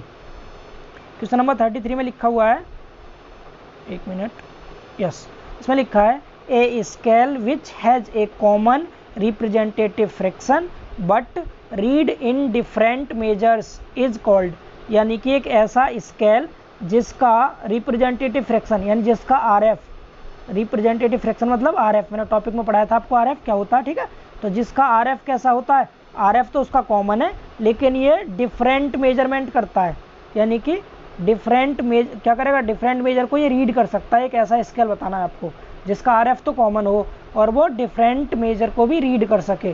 तो ऐसा स्केल होता है दोस्तों कंपैरेटिव स्केल। ठीक है, तुलनात्मक। ठीक है, कैसा होता है, जो डिफरेंट मेजर को रीड करता है उसे कहते हैं हम कंपैरेटिव स्केल। समझ पा रहे हैं? यस। अगला क्वेश्चन देखेंगे, क्वेश्चन नंबर 34। इसमें क्या देखिए, if x is the smallest division on the main scale. तो यहाँ पर मेन स्केल की रीडिंग दे रखी है x। ठीक है, आगे बोला है किसकी, मेन स्केल की रीडिंग। फिर आगे बोला है and n are the number of divisions on the vernier. ठीक है, वर्नियर के जो नंबर ऑफ स्केल है वो कितना दे रखे हैं, n दे रखे हैं। तो आपसे पूछा गया then the least count of the vernier is. दोस्तों मैंने आपको बताया था लीस्ट काउंट का क्वेश्चन पूछा गया है एग्जाम में, तो मैंने आपको एक टॉपिक में भी पढ़ाया था लीस्ट काउंट किसे कहते हैं। तो मैंने बताया था आपको जो हमारी मेन स्केल की रीडिंग होती है अपॉन में नंबर ऑफ डिवीजन्स जो होते हैं वर्नियर पे, ये होता है, यानी x अपॉन n। तो कौन सा ऑप्शन सही है इसका, इसका ऑप्शन डी करेक्ट है, x अपॉन n। समझ पा रहे हैं? अगला क्वेश्चन देखिए, क्वेश्चन नंबर 35। ठीक है, तो देखिए इस क्वेश्चन में लिखा है the meaning of RF is, यानी RF का मीनिंग पूछ लिया। सिंपल क्वेश्चन है, RF का मीनिंग क्या होता है। तो देखिए ऑप्शन बी देखता हूँ, ऑप्शन बी में क्या लिखा है, रिप्रेजेंटेटिव फ्रैक्शन। तो ऑप्शन बी करेक्ट है इसका। RF का मीनिंग मैंने आपको फुल फॉर्म बताई भी थी और जस्ट पिछले क्वेश्चन में भी आया है ये RF। ठीक है, रिप्रेजेंटेटिव फ्रैक्शन। अगला क्वेश्चन देखिए, क्वेश्चन नंबर 36। इसमें लिखा है the smallest scale adopted for topographical survey is, यानी कि टोपोग्राफिकल सर्वे के लिए इन चारों में से सबसे छोटा स्केल कौन सा अडॉप्ट किया गया है। ठीक है, तो देखिए आपके पास 4 स्केल है। मैं आपको बता दूं कि जो टोपोग्राफिकल सर्वे होता है उसमें हम केवल 3 स्केल ही यूज करते हैं। कौन कौन से, 1:25,000, 1:50,000 और 1:2,50,000। ठीक है, ये 3 स्केल हम केवल टोपोग्राफिकल सर्वे में यूज करते हैं। अब यहाँ पूछा है स्मॉलेस्ट स्केल, तो मैंने आपको बताया था कि जिस स्केल का हर यानी नीचे वाली संख्या कैसी हो, सबसे बड़ी होगी, वो स्केल सबसे छोटा होगा। समझ पा रहे हैं? तो यहाँ देखिए ऑप्शन सी को ध्यान से देखिए, इसके नीचे कितना 2,50,000, 2.5 लाख है, ये सबसे ज़्यादा है। ठीक है, तो इसका मतलब स्मॉलेस्ट कौन सा होगा इसका, option C is the correct answer. ये सबसे छोटा स्केल है टोपोग्राफिकल सर्वे के लिए, क्योंकि 1:5 लाख हम यूज नहीं करते हैं टोपोग्राफिकल में, तो 3 करते हैं ये। इन तीनों में सबसे छोटा कौन सा है, सी वाला स्केल है, ठीक है, क्योंकि इसके नीचे सबसे बड़ी संख्या लिखी है। अगर आपसे लार्जेस्ट पूछा जाता टोपोग्राफिकल के लिए तो ऑप्शन ए करेक्ट रहता, लेकिन पूछा कौन सा गया आपसे, स्मॉलेस्ट, तो कौन सा सही है, option C is the correct answer. अगला क्वेश्चन देखिए, अगला क्वेश्चन है survey of India was published toposheets using a scale of, यहाँ फिर से टोपोग्राफी का क्वेश्चन आ गया, टोपोसीट्स कहते हैं यहाँ पर, ठीक है। तो टोपोसीट्स के लिए जो हम स्केल यूज करते हैं वो इन चारों में से कौन सा है। तो मैंने अभी बताया था 3 स्केल थे, 1:25,000, 1:50,000, 1:2,50,000। तो इनमें से ऑप्शन डी करेक्ट है, इसमें लिखा है 1:50,000। समझ पा रहे हैं, option D is the correct answer of this question. अब चलते हैं नेक्स्ट क्वेश्चन पर, क्वेश्चन नंबर 38, ठीक है, जल्दी से खत्म करते हैं इन क्वेश्चनों को। अगला क्वेश्चन है when 1 centimetre on a map represents 10 metre on the ground the representative fraction of the scale is, यानी इसमें क्या बोला है, कोई भी मैप पर डिस्टेंस दे रखी है 1 सेंटीमीटर और ग्राउंड पर दे रखी है 10 मीटर। और मैंने दोस्तों आपको RF का फॉर्मूला बताया था, मैंने RF का फॉर्मूला आपको बताया था, क्या लिखवाया था, डिस्टेंस RF बराबर मैंने बताया था, एक मिनट थोड़ा जूम कर दूँ, मैं से साइड में बता देता हूँ, ठीक है। यहाँ देखिए मैंने आपको RF लिखवाया था, RF बराबर क्या होता है, distance on map, distance on map upon में ओरिजिनल डिस्टेंस, या फिर डिस्टेंस ऑन ग्राउंड बताया था ना, डिस्टेंस ऑन ग्राउंड। तो यहाँ पर क्या करना है आपको, जो मैप वाली डिस्टेंस दे रखी है 1 सेंटीमीटर, इसको ऊपर लीजिए 1 सेंटीमीटर अपॉन में ग्राउंड पर कितनी है 10 मीटर, इसको नीचे लिख दिया 10 मीटर। अब देखिए क्या करना है आपको, मैंने बताया था RF में दोनों साइड की यूनिट सेम होती है, तो इसको भी नीचे वाली को सेंटीमीटर में चेंज कर लीजिए। तो 1 मीटर में कितने सेंटीमीटर होते हैं, 1 मीटर में होता है दोस्तों 100 सेंटीमीटर। तो हम इसमें क्या करेंगे, 100 से कर देंगे मल्टीप्लाई, ये सेंटीमीटर में चेंज हो जाएगा, सेंटीमीटर से सेंटीमीटर कट जाएगा, क्या बचेगा 1/1 जीरो ये है, 2 जीरो ये है, 3 जीरो हो गई, तो 1/1000 हो गया, ये 1/1000 आ जाएगा इसका RF। समझ पा रहे हैं, तो ऑप्शन सी इसका करेक्ट आंसर है। अब चलते हैं अगले क्वेश्चन पे। देखिए दोस्तों, अगर आपको यूनिट कन्वर्जन लेंथ का नहीं आता है कि 1 मीटर में कितने सेंटीमीटर होते हैं, या 1 किलोमीटर में कितने सेंटीमीटर होते हैं, 1 डेकामीटर में कितने मीटर हैं, 1 हेक्टोमीटर में कितने किलोमीटर हैं, ये सब अगर आपको नहीं आता है तो इसके लिए मैंने ऑलरेडी एक वीडियो बना रखी है, मैं डिस्क्रिप्शन में उस वीडियो का लिंक दे दूंगा। 5-6 मिनट की वीडियो है छोटी सी, और शॉर्ट ट्रिक बताइए मैंने उसमें आपको यूनिट कन्वर्जन की, तो आप उस वीडियो को प्लीज़ ज़रूर देख लीजिए ताकि आपका कॉन्सेप्ट बिल्कुल क्लियर हो जाए, ठीक है। तो मैं डिस्क्रिप्शन में लिंक दे दूंगा, वहाँ से ओपन करके आप वीडियो देख सकते हैं। चलिए देखते हैं नेक्स्ट क्वेश्चन, क्वेश्चन नंबर 39। इसमें लिखा है the representative fraction 1/2500 means that the scale is, यानी RF दिया है 1/2500, ठीक है। तो इसका मीन्स बताना है इनमें से कौन सा स्केल है। क्या करना है आपको, सबका RF निकालना है। यहाँ पर लिखा है पहले में 1 सेंटीमीटर बराबर 0.25 मीटर, इस मीटर को अगर आप सेंटीमीटर में चेंज करेंगे तो क्या करेंगे, 100 से गुणा करेंगे, और जब आप इसमें 100 से गुणा करेंगे कितना आएगा, 1/25 हो जाएगा, 1/25। समझ पा रहे हैं, बी वाले में अगर आप 100 से गुणा करेंगे इसमें तो क्या आएगा, 0.1 स्थान आगे बढ़ जाएगा, तो क्या 2 स्थान आगे बढ़ेगा, क्या हो जाएगा, ये 1/250 हो जाएगा। अगर सी वाला देखें तो इसमें 100 से गुणा कर देंगे, सी वाले में क्या हो जाएगा, ये 1/2500, यानी कि सी वाला सही है, 1/25 और मीटर की जगह 00 आ जाएगा, तो 1/2500 हो गया, option C is the correct answer. अगला क्वेश्चन देखिए, क्वेश्चन नंबर 40। इसमें लिखा है which of the following scale is largest one, इनमें से लार्जेस्ट बताना है कौन सा है। तो लार्जेस्ट मतलब सबसे बड़ा कौन सा है, तो सबसे बड़ा कौन सा होगा, जिसका नीचे वाला हर सबसे छोटा होगा। तो अगर पहला देखा तो 1 सेंटीमीटर अपॉन 50 मीटर लिखा है, अब मीटर को अगर आप सेंटीमीटर में चेंज करेंगे 2 जीरो और आ जाएंगे इसके पीछे, तो 1/5000 हो गया, ठीक है। अगर दूसरा बी ऑप्शन देखा तो ये 42,000 है, जो कि 5000 से ज़्यादा है। अगर तीसरा देखा तो कितना 3 लाख है, ये और भी ज़्यादा है। 50 किलोमीटर को अगर चेंज करेंगे सेंटीमीटर में 10 की घात 5 से गुणा और करनी पड़ेगी, तो 5 और 1 6 जीरो हो जाएंगे, 5 के पीछे ये और बड़ा है। तो यानी कि सबसे छोटा हर किसका दे रखा है इसमें डिनोमिनेटर, ऑप्शन ए का दे रखा है, तो इसका मतलब यही क्या है, सबसे बड़ा स्केल होगा। फिर मैं फिर बता रहा हूँ एक बार, जिसका डिनोमिनेटर छोटा होगा उसका RF उतना ही बड़ा होता है, RF बड़ा होगा तो स्केल भी बड़ा होगा, इसका मतलब इसका ऑप्शन ए करेक्ट है, ठीक है। अगला क्वेश्चन देखिए, क्वेश्चन नंबर 41। तो इसमें लिखा है a rectangular plot of 16 kilometre square in area is shown on a map by a similar rectangular area of 1 centimetre square, RF of the scale to measure a distance of 40 kilometre will be. यहाँ पर कहा गया दोस्तों कि कोई भी एक rectangular area है, ठीक है, जो ओरिजिनल कितना दे रखा है, ये 16 किलोमीटर दे रखा है, 16 किलोमीटर स्क्वायर ये ओरिजिनल एरिया था, और इसको मैप पर कितना दिखा रखा है दोस्तों, इसको मैप पर 1 सेंटीमीटर स्क्वायर दिखा रखा है। तो अगर हम RF निकालते हैं तो देखिए, जब भी आप RF भूल जाए तो आपको सिंपल याद रखना है, जो कम वाली डिस्टेंस होगी उसको ऊपर लेंगे, ठीक है, कम वाली को ऊपर लेंगे, और जो ज़्यादा वाली डिस्टेंस है उसको नीचे लेंगे, ठीक है। तो ये कितना है 1 सेंटीमीटर स्क्वायर, तो आप कहाँ लिखेंगे, ऊपर लिख देंगे, और जो 16 किलोमीटर स्क्वायर है इसको नीचे लिख देंगे। इतना समझ पा रहे हैं। अब देखिए, जब ये स्क्वायर में दे रखा तो पहले क्या करेंगे, आप इसका स्क्वायर रूट लेंगे। स्क्वायर रूट जब आप लेंगे तो 1 सेंटीमीटर स्क्वायर का तो 1 सेंटीमीटर हो जाएगा, अपॉन में 16 किलोमीटर स्क्वायर का, 16 का रूट 4 आता है, 4 और किलोमीटर हो जाएगा। ये समझ आ रहा है। अब इस किलोमीटर को अगर आप सेंटीमीटर में चेंज करेंगे तो 4 के पीछे 5 जीरो और आ जाएंगी, तो 1/4 लाख हो जाएगा ये, यानी ऑप्शन बी इसका करेक्ट आंसर हो जाएगा। समझ आ रहा है। जब भी स्क्वायर की फॉर्म में दे रखा तो पहले आपको स्क्वायर रूट लेना है, उसका स्क्वायर रूट लेकर फिर यूनिट को सेम कर लेना है। ऑप्शन बी करेक्ट है इस क्वेश्चन का आंसर। अगला देखिए, क्वेश्चन नंबर 42। इसमें लिखा है which of the following scale is largest one. फिर से आ गया लार्जेस्ट का, इनमें से कौन सा सबसे बड़ा स्केल है। तो देखिए, पहला ऑप्शन ए देखिए, 1 सेंटीमीटर अपॉन 100 मीटर है। अब मीटर को सेंटीमीटर में चेंज करेंगे क्या होगा, डबल जीरो आ जाएगा इसके पीछे, ठीक है। तो ये हो गया 1/10,000। अगर आप यहाँ देखा तो 42,000 है, जो कि इससे भी ज़्यादा है नीचे, यहाँ पर और ज़्यादा हो जाएगा, 5 जीरो और लगाएंगे तो 6 जीरो हो जाएंगे, यहाँ पर भी ये ज़्यादा है। तो इसका मतलब सबसे छोटी संख्या किस में है, नीचे, ऑप्शन ए में है। तो ये स्केल कैसा होगा, सबसे बड़ा स्केल होगा, ठीक है। इसका मतलब ऑप्शन ए इसका करेक्ट आंसर है। अगला क्वेश्चन देखेंगे, question number 43। The representative fraction of the scale 1 centimetre equal to 100 kilometre will be. यानी कि आपको क्या बताना है, 1 सेंटीमीटर बराबर 100 किलोमीटर दे रखा है, इसका RF बताना है। तो RF क्या होगा, 1 सेंटीमीटर कम वाली डिस्टेंस ऊपर लिखेंगे आप, अपॉन जो ज़्यादा वाली डिस्टेंस है 100 किलोमीटर, इसको नीचे लिखेंगे। और मैंने बताया था आपको 1 किलोमीटर में कितने सेंटीमीटर होंगे, 10⁵ वर्ड लगा देंगे। तो 5 ये है, 2 ये है, 5 और 2 7 जीरो आएंगी एक के पीछे। तो कौन सा ऑप्शन सही है, इसका ऑप्शन डी करेक्ट है, 1/1 करोड़, ठीक है। तो अगला देखिए क्वेश्चन नंबर 44।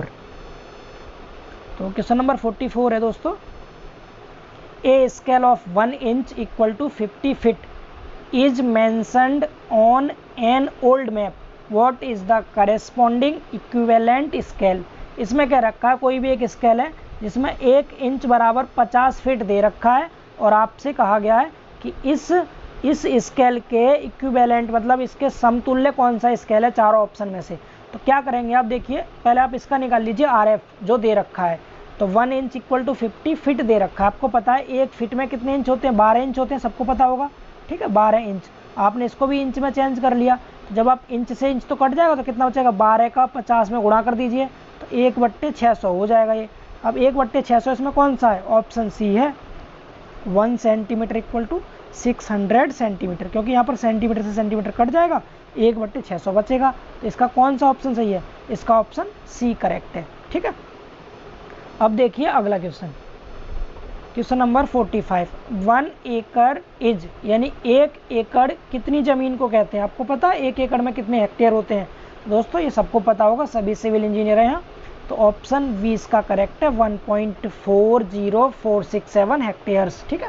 नॉर्मली हम 1.4 से याद रखते हैं कि 1 एकड़ में 1.4 हेक्टेयर्स होते हैं, क्लियर। अगला क्वेश्चन देखेंगे, क्वेश्चन नंबर 46। देखिए इसमें 2 लिस्ट दे रखी है, मैचिंग लिस्ट है। इसमें क्या है, एक तरफ तो टाइप ऑफ सर्वे दिया है, एक तरफ दे रखा है रिकमेंडेड स्केल, ठीक है। तो 4 टाइप के आपको सर्वे दे रखे हैं, चारों के स्केल आपको बताने हैं मैच करके। देखिए पहला बिल्डिंग सर्वे, तो आपको बिल्डिंग सर्वे के लिए दोस्तों याद रखना, बिल्डिंग सर्वे के लिए जो हम स्केल यूज़ करते हैं 1:1000 यूज़ करते हैं, 1:1000।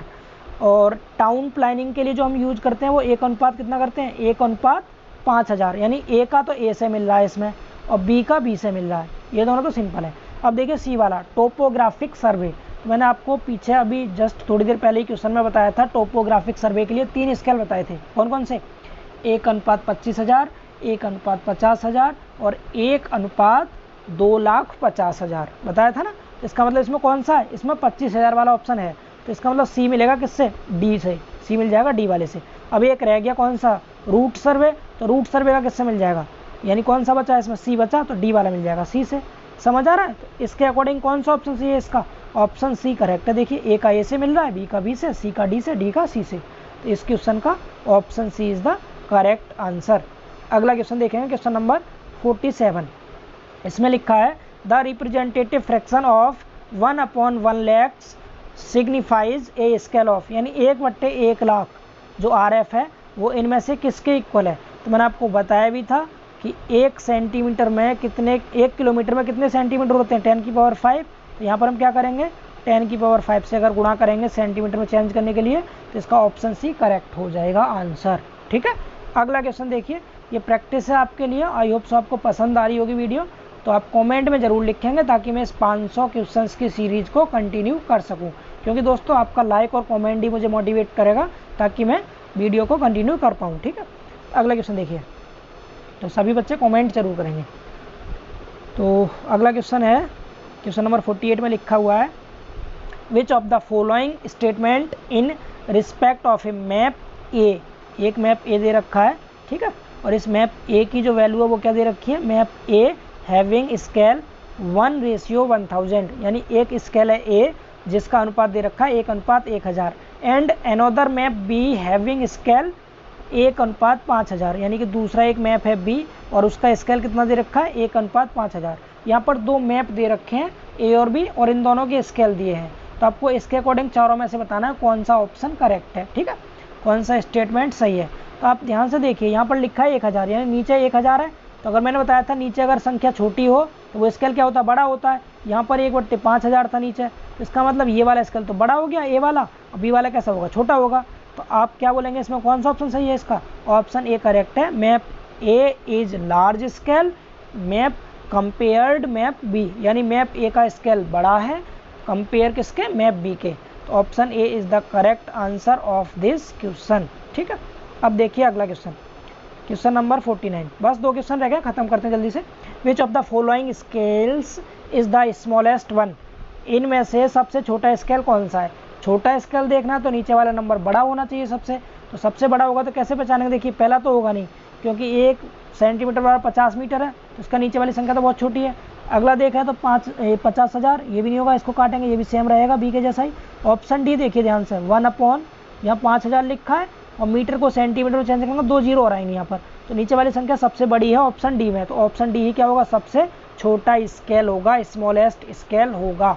ठीक है, अगला क्वेश्चन देखते हैं 50 क्वेश्चन, इसमें लिखा है in an engineering drawing it is written scale 1 centimetre equal to 100 metre, which ratio does it correspond to, यानी कि आपको एक इंजीनियरिंग ड्राइंग में कोई भी एक स्केल दे रखा है 1 सेंटीमीटर इक्वल टू 100 मीटर, और आपको बताना है कि इन 4 ऑप्शन में से कौन सा रेशियो करेक्ट है। तो आप क्या करेंगे, 1 सेंटीमीटर अपॉन कितना 100 मीटर है, जब आप मीटर को सेंटीमीटर में चेंज करेंगे तो 2 जीरो और लगा देंगे, 1/10,000 हो गया, जिसका कि ऑप्शन सी करेक्ट आंसर है। समझ आ रहा है दोस्तों। तो ये आज के फर्स्ट चैप्टर के 50 क्वेश्चन हो गए कंप्लीट। अब हम मिलेंगे इसके बाद नेक्स्ट वीडियो में, जो कि होगी चेन सर्वे पर बेस्ड, और उसके भी मैं आपको 50, 60, 70 जितने भी क्वेश्चन बनते हैं लगभग हम कंप्लीट करेंगे 50 से आगे, और जब तक ये 500 क्वेश्चंस की सीरीज कंप्लीट नहीं हो जाएगी हम सर्वे को कंटिन्यू करेंगे। ठीक है दोस्तों, आपको कमेंट ज़रूर करना है कि आपको ये वीडियो कैसी लगी, क्योंकि दोस्तों एक वीडियो तैयार करने में बहुत टाइम लगता है, मुझे सारा कंटेंट पहले टाइप करना पड़ता है, PDF बनाने पड़ते हैं, फिर वीडियो रिकॉर्ड करना होता है, एडिट करके मैं अकेला ही करता हूँ सारा काम। तो प्लीज़ आप वीडियो को लाइक ज़रूर करें और चैनल को सब्सक्राइब भी ज़रूर कर लें। ठीक है, तब तक के लिए बाय बाय, टेक केयर, अपना ध्यान रखिए सभी लोग। ठीक है, मिलते हैं फिर नेक्स्ट वीडियो में, बाय बाय।